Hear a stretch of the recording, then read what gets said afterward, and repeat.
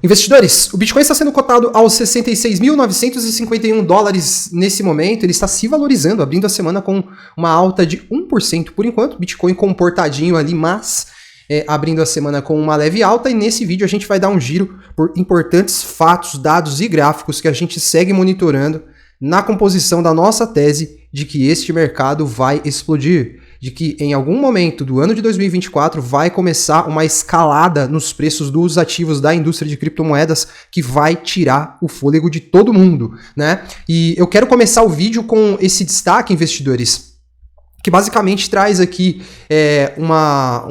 que coloca, né, o Bitcoin, a rentabilidade do Bitcoin no último período de um ano em perspectiva com importantes ativos e índices que são muito falados aí, né? Olha só, o Bitcoin acumula uma alta de 150%, levando em consideração, então, os últimos 365 dias.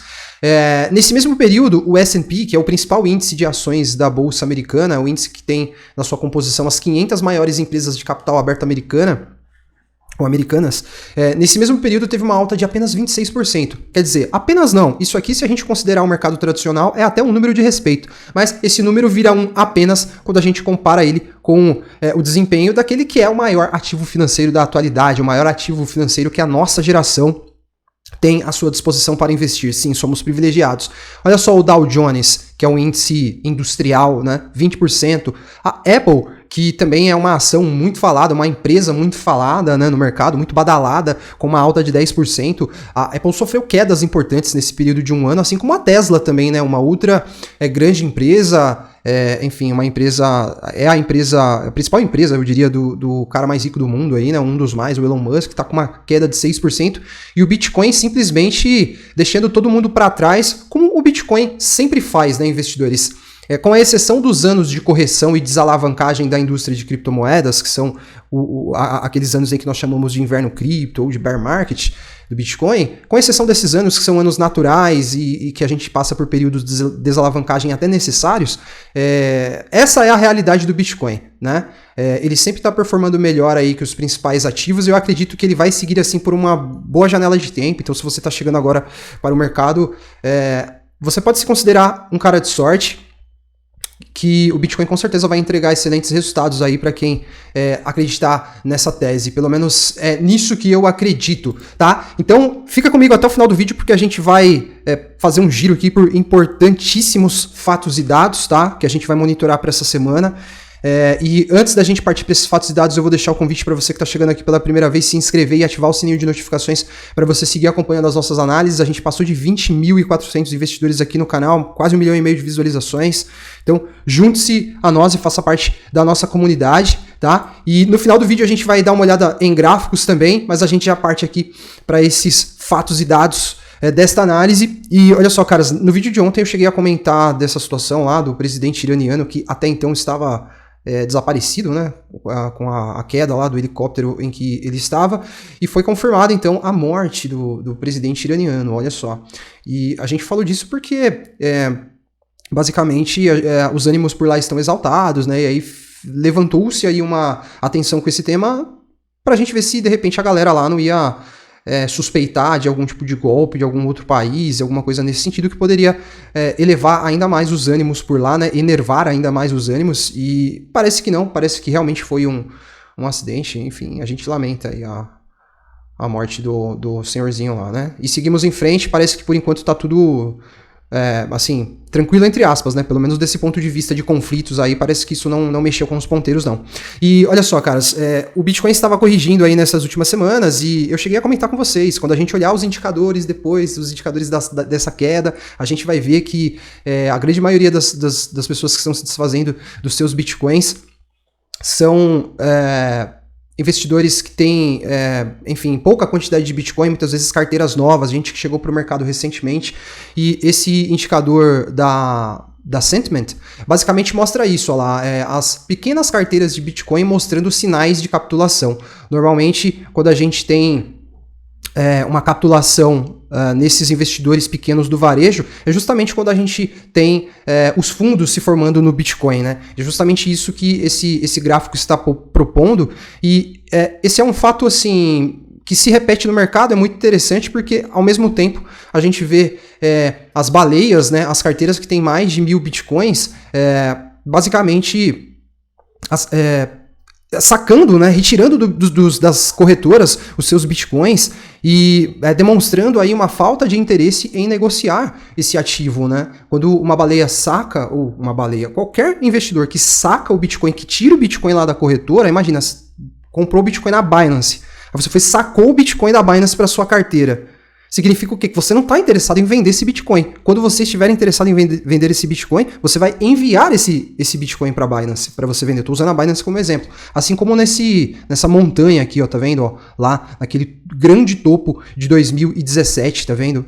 Baleias enviando Bitcoins em larga quantidade para essas corretoras é um sinal de que algo que não é muito bom para o preço pode acontecer.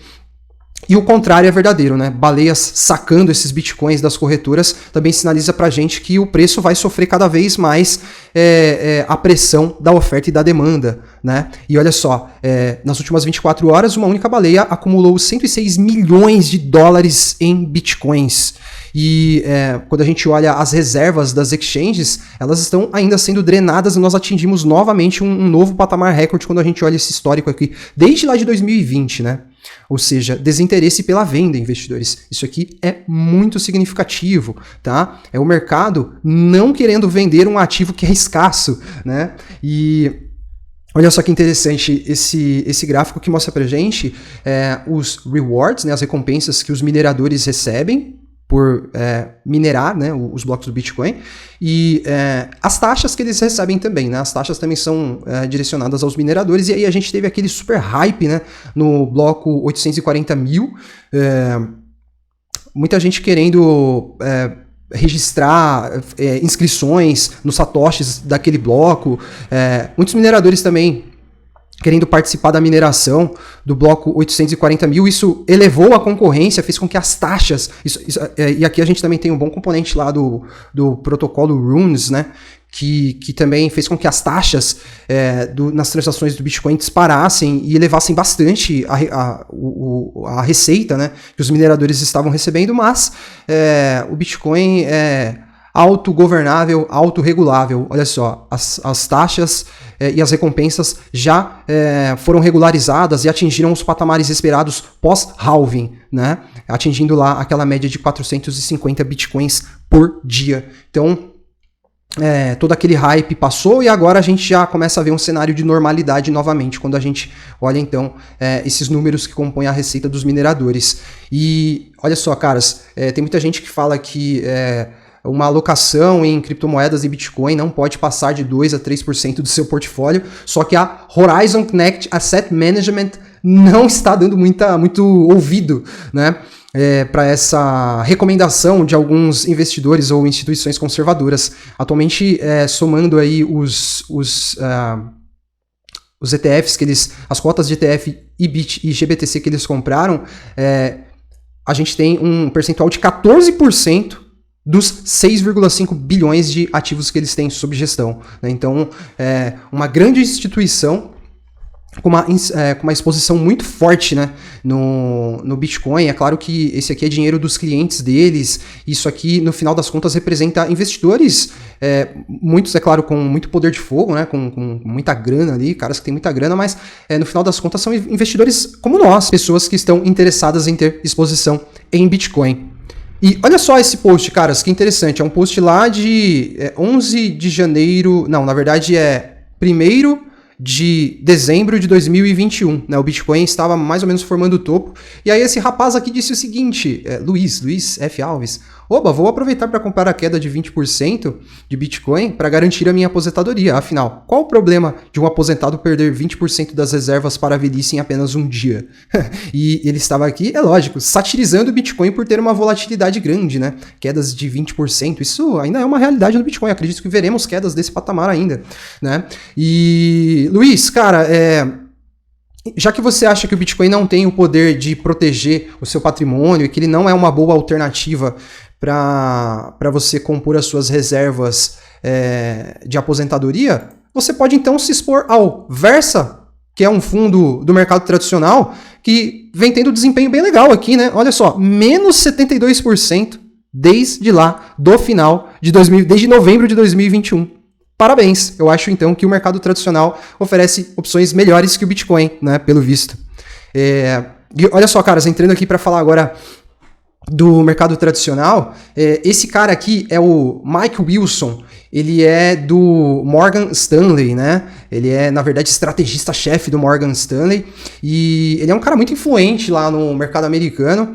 E durante esses últimos anos ele sempre esteve bearish, sempre esteve demonstrando uma visão pessimista para as ações, para a Bolsa de Valores americana.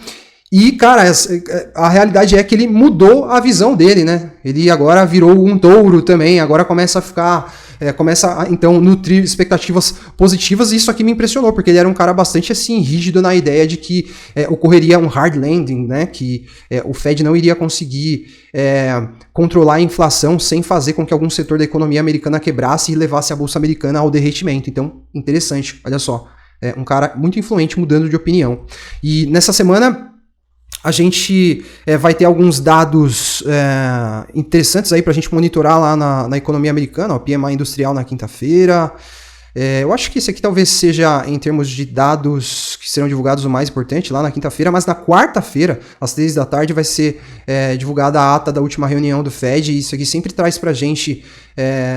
uma visão interessante do que eles têm tratado lá e quais são as perspectivas para os juros, né, na economia americana. A gente também vai ter uma semana com alguns discursos aí de membros que compõem o board lá do Comitê de Política Econômica dos Estados Unidos e, caras, a gente fica ligado nisso aí porque basicamente eles estão controlando o juros ao dólar americano, que é a principal moeda fiduciária do planeta, e a gente quer que esses juros caiam para trazer mais liquidez para o Bitcoin e para os mercados de risco, né? E olha só, você que tem exposição aí em criptos de inteligência artificial, fique ligado, cara. Eu tenho também, vou ficar ligado, porque na quarta-feira a Nvidia vai divulgar o seu balanço. E se o balanço da Nvidia vier positivo, a gente pode ter uma nova escalada do setor de inteligência artificial. Pelo menos é isso que tem acontecido. Porém, o disclaimer: se o balanço decepcionar, a gente pode ter o efeito contrário, né? De repente, uma correção forte na Nvidia e nos ativos que compõem a indústria da inteligência artificial. Então, vamos ficar ligados na quarta-feira, porque pode ser que a gente tenha volatilidade para os ativos da inteligência artificial. E o mercado, investidores, começa vamos dizer, elevar as suas expectativas, melhorar as expectativas, na verdade, em relação a corte de juros, tá? Alguns dias atrás, a gente via um mercado com expectativas de corte de juros só lá para novembro, mas olha só, caras, as expectativas já melhoraram, tá vendo? A gente já tem 65% praticamente do mercado acreditando que a gente já vai começar a ter quedas lá em setembro, né? Isso em função do CPI, daquele indicador que foi divulgado há alguns dias, um indicador de inflação americana, e que animou o mercado, né?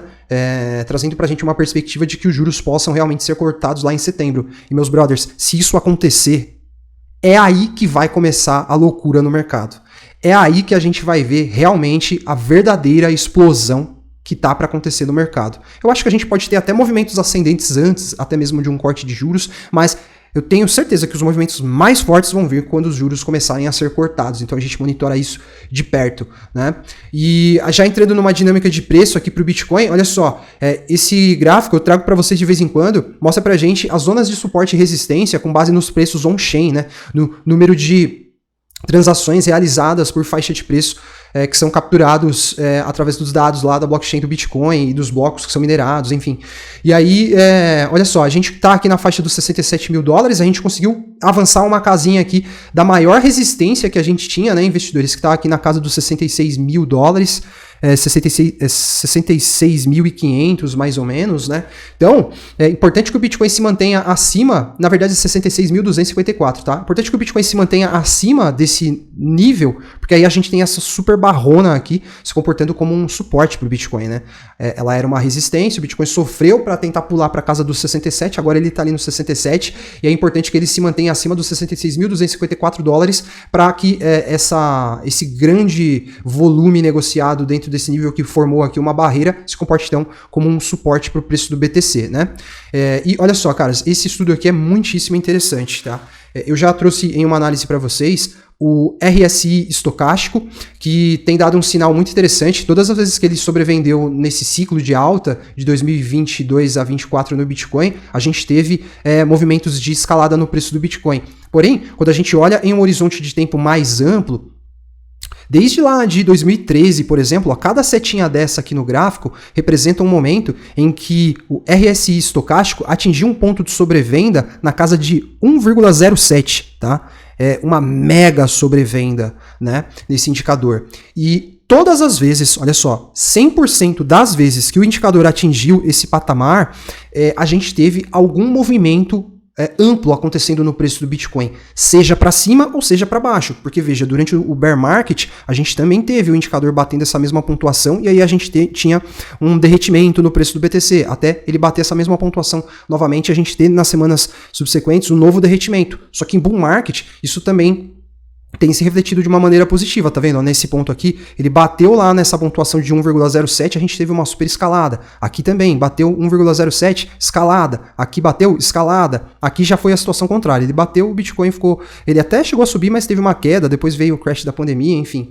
Aqui também, ó, bateu 1,07, escalada. Aqui bateu derretimento, bateu aqui, escalada. E ele tá novamente nesse mesmo patamar. O que será que vai acontecer, caras?